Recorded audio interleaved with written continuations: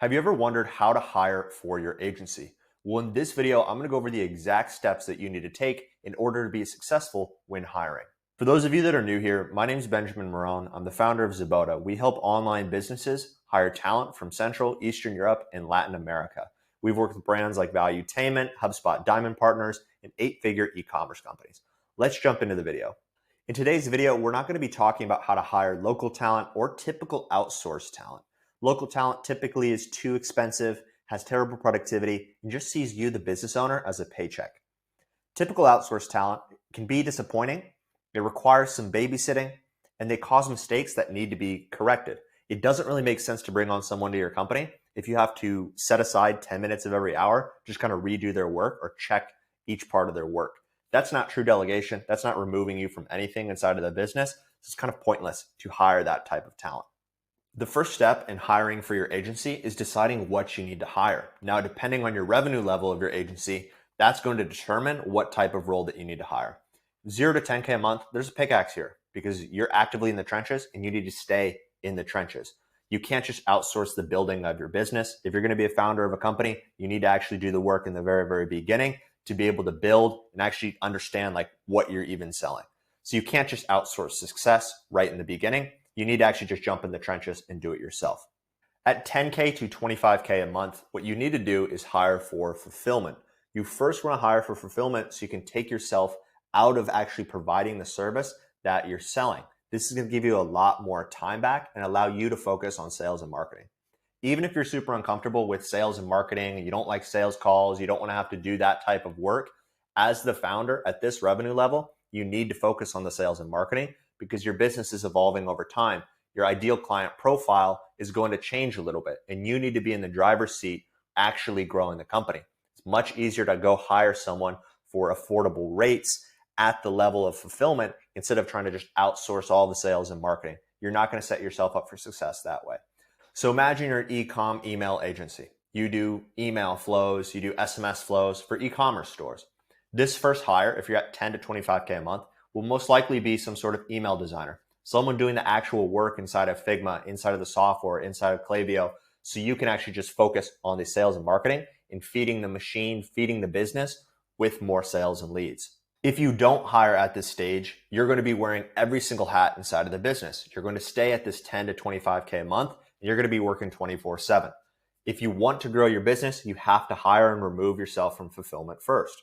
At 25K to 75K a month, you basically need to create mini teams of this first hire.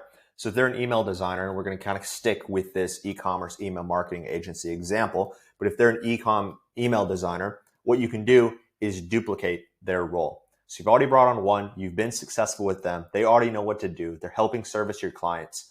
You're kept feeding the machine, you have more leads, you have more sales coming in. Now you need to hire more fulfillment. So more designers, more account managers to continually be able to fulfill for clients. This is how you get to that next level and make continual hires and keep growing your business. At the 75K to 100K plus mark, you're basically building actual departments. So these are going to have different functions. So imagine this is an account manager, then underneath you have Klaviyo person, maybe you have some copywriters for the e-com email marketing agency. You're not just copy pasting one role. It's not going to be you and 10 email designers.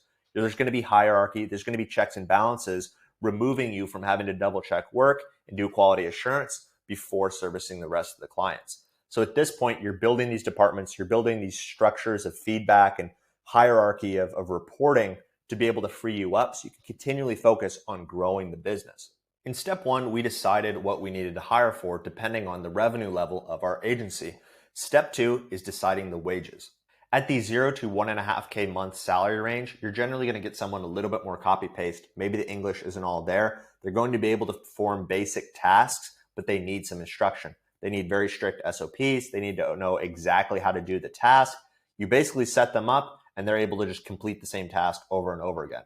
This is good for small technical things that can't really be automated, but a lot of the tasks that are needed for someone like this can just be automated through AI, through automation with Make, Zapier, Airtable, those types of things. So you can avoid having to hire someone in this copy paste level. At 1.5K to 2.5K a month, you're going to get more of those like email designer types. So this is someone who can freely do the fulfillment piece and do it well. The English level is going to be higher. They're going to have some specialized knowledge. They're going to know how to actually do the fulfillment piece very well, but only one part of the fulfillment piece. You can't expect this person who's really good with email design to also handle all customer inquiries, also handle all the account management, also handle all the copywriting and strategy, all those different types of things. This person in this range from 1.5 to 2.5K a month is just going to be very skilled at one thing. At 2.5K to 4K a month, you're going to have someone who has a history of doing a specific skill, but also has other complementary skills. So what this means is they maybe have an experience of doing email design for the last 3 to 4 years, but they've also interacted with US-based clients. They're able to do account management. They're able to do a little bit more customer support. This type of person is going to be a great leader or mini department or team leader for groups of these people that you hired at the 10 to 25K a month mark. So this person is a little bit more specialized and has a broader experience that they can bring in and start basically running that part or that department of your company. At the 4K a month level, this is where you have someone who is more mid-level or senior. This person is used to working in larger agencies. They're used to running multiple projects. They're used to having to work in multiple skills. They have years of copywriting experience and strategy and email design. They basically know how to do a lot of these different skills, and they're able to actually run a full department. These types of hires are where you have the biggest leverage when hiring from overseas or outsourced locations like Latin America, Central Europe, Eastern Europe, because if you're hiring in the States, this type of role is going to be in those 6 figures, but you can get this for 50%, 60% less, and they're still just as good, if not better. And so this is where the kind of highest leverage is. If you're an agency doing 75K to 100K a month, this is really where you can get the most bang for your buck. At this point, we already know what we need to hire for. We already know kind of the price points of what we're looking for. So where do we actually source from? There's a bunch of different remote workers all across the globe, but the problem is most agencies go to the exact same spots where everyone else is looking for talent. It's like going fishing and going to the exact same fishing spot as everyone else. You're going to catch maybe like 1 or 2 fish, but you're not going to get the abundance. You're not going to get that lion's share. You're not going to get the best of the best. If you are a typical business owner, you're looking where everyone else is looking for talent. You're looking in LinkedIn, Indeed, Upwork, Twitter, random niche websites, maybe referrals from friends and other agency owners at your level. Instead, if you find a talent pool that's relatively untapped and is a strategic location, that's where you can be very, very successful with hiring, and all of your hiring woes will go away. You really have 2 options. You can either hire from a strategic location, or you can hire locally and deal with all of those issues, or you can hire copy-paste VAs for $3 or $4 an hour. Neither of those are going to build your business. So let's take the left path and go hiring from strategic locations. You may be asking, what is a strategic location? There's 4 criteria for a strategic talent pool or location. 1, the talent is cheaper than the surrounding countries. 2, the taxes are favorable for the talent. 3, English level is high. And 4, time zones are favorable to your company. Some quick examples of strategic locations. I've made other videos on this, and they'll be linked down below, where we go a little bit more in depth in choosing the country and choosing the strategic location. But in Europe, we have Poland, Serbia, Ukraine, and Georgia. Latin America, Colombia, and Argentina. Now, this isn't saying that if a country is not on the list, it's not good to source from. These are just examples of strategic locations that we have found in the past. Step 4 in hiring for your agency is the recruitment process, actually taking these people that you found in the talent pool through the recruitment process and bringing them into your organization. So expert interviewing, skill testing, bulletproof onboarding is going to lead to a successful hire or successful hiring process. In the interview process, there's just a few parts. So the screening interview, the skill test, and then that final interview. The screening interview is more about the experience and the mindset of the candidate instead of making it all about the job. Because what I found is if you make it all about the job and you tell them everything that they need to do and you're so excited for the opportunity of them to like work at the company, what's going to happen is they're going to try to force all of their experience into the job description and like mold it to the job description. So it's going to be a lot harder for you to figure out, okay, like what is actually relevant? What's true? What are they telling me that is going to make sense for my company? That's something that I can actually evaluate them on. It just kind of makes everything a lot more confusing. So really what you need to do is ask more about their mindset, ask more about some of their background, talk very little about the job. And the structure that you give is you tell them, hey, this is just a screening call, 15, 20 minutes. If everything goes well, I'll bring you to a second round interview or test task. But first, tell me a little bit more about your experience. I'll tell you about the job and stuff towards the end of the recruitment process or end of the screening interview. This sets it up in a much more efficient way. After this first interview, send them to the skill testing. And then after the skill testing, send them to the final interviewing. A lot of times what happens is agency owners take this process instead.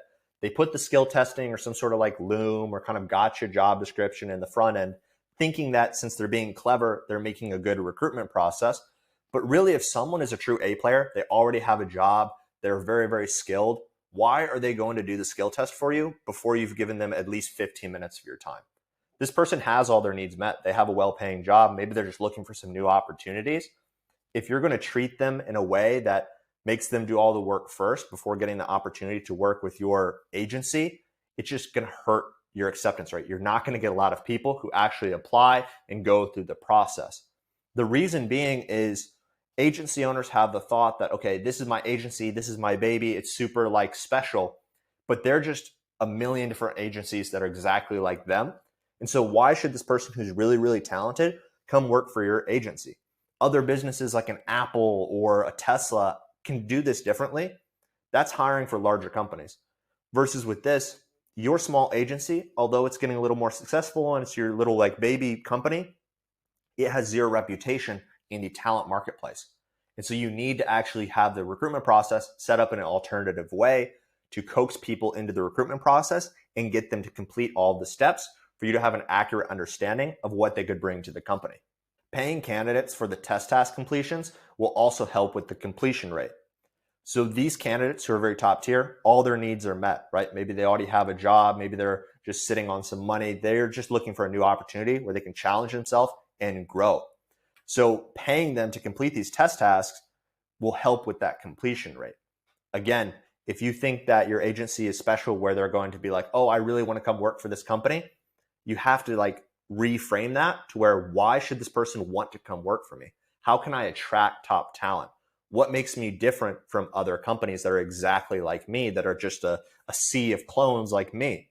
So that's the way you have to kind of think about recruitment, because to attract the top talent, you have to give them a sandbox or an ecosystem where they can see themselves growing and reaching their goals. Top talent wants to be pushed. Top talent wants to grow and have challenges. So you need to give them that environment.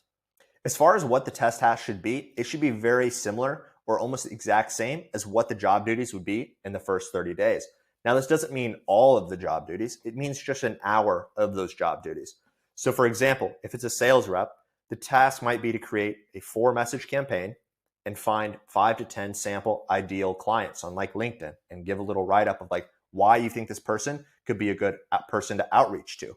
You don't want to have some sort of unrelated test task. You don't want to make the test task 2-3 hours. Again, you should pay for that test task, so you want to keep costs a little bit lower, but also completion rates are just not going to be that high on a 2 to 3 hour test task, even if the compensation is very, very attractive for the job. After candidates complete the skill testing, they move on to the final interview. We have a complete separate video on the final interview and job questions that I'll link down below that goes a lot more in depth on this final round interview. After this final round interview, you need to move on to decision time. Maybe you have 2 to 3 candidates who are kind of those top tier candidates. They made it through the skill test. Everything looked good. Their English is super solid. They have the right skills. They've made it through this final round interview, and you really just need to make a decision. In this area is where I see most of the people fail in recruitment. They take more than 5 days to make a decision on a candidate, but the candidate already has other options. They already have a job, so they're thinking, okay, maybe I'll go with this new opportunity, maybe not. It's no risk if I don't go with it. And then your competitors are already offering them jobs as well. And so if you really want a true A player, there's a lot of competition for that. Everyone wants A players. Everyone wants really, really good talent. And so you need to move quickly in these final stages. The same way that you would move in a sales process, trying to close that client quickly and get them in the door, you need to move in the recruitment process. If you're truly like a high growth company and quick moving startup, you need to reflect that in your actions instead of just saying it. If you don't move quickly in the decision stage, what's going to happen is you may lose some of those top tier candidates and have to start all the way over back at square zero and take another 2-3 weeks to go through this process. So the recruitment side of things, finding the talent pool, finding the candidates, putting them through interviews and skill tests and making a decision is really only half of the battle. The other half of the battle starts when they actually start inside of your company. And that's with the onboarding. This two-part onboarding process is from Alex and Layla Hormozi. They have a $100 million portfolio of companies. So this onboarding process split up like this definitely does work. First is the company context. This is the mission, vision, core values, org chart, annual goals. All this can easily be summed up in some sort of a Gamma sheet or PowerPoint presentation, and you can kind of continually just update it as new hires come along and things change. This doesn't need to be super in depth, but it needs to give them understanding of like, what does your company, what does your agency stand for? The other side of it is the role context onboarding. So that's the job description, that's the KPIs, that's getting integrated with the tech stack, and that's understanding the meeting schedules. This is where it's a little bit more technical. This is where the person's actually getting onboarded. When people think of onboarding, they think of just this part of it when they need to have both parts in order to be successful. If you have any questions about hiring for your agency or hiring remote talent, let me know by dropping a comment below. If you want to learn a little bit more about how to recruit talent and get access to our other guides, what you can do is sign up for our newsletter. It's going to be linked in the description. Thanks for watching.